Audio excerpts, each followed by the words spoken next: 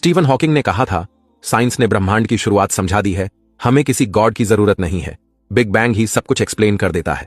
लेकिन एक सवाल है, बिग बैंग हुआ ठीक, मगर बिग बैंग से पहले क्या था? स्पेस, टाइम, मैटर सब उसी से शुरू हुए।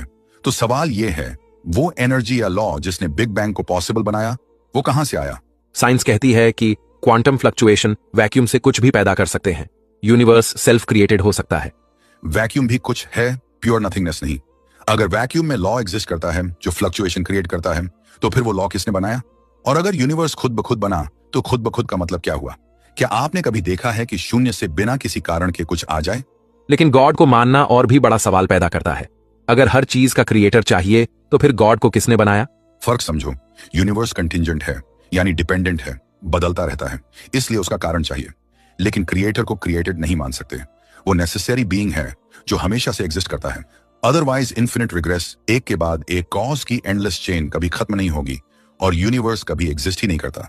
स्टीफन हॉकिंग कहते थे कि हेवन और after life is just a fairy tale for people afraid of the dark.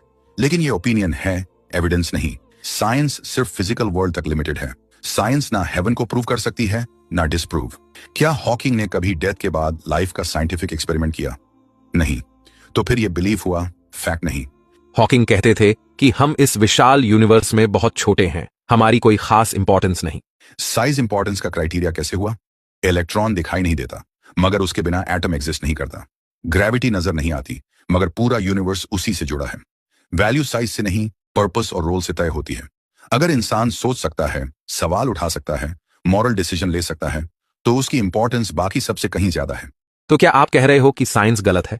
नहीं, साइंस गलत नहीं। साइंस एक टूल है, कैसे बताती है, लेकिन अल्टीमेट क्यों नहीं बता सकती। साइंस कहेगी यूनिवर्स एक्सपैंड हो रहा है, मगर क्यों एग्जिस्ट कर रहा है, ये सवाल साइंस से बाहर है। स्टीफन हॉकिंग ने बहुत नॉलेज दी, लेकिन उनके खुद के असम्पशंस भी बिलीफ थे, जैसे कि यूनिवर्स खुद बना।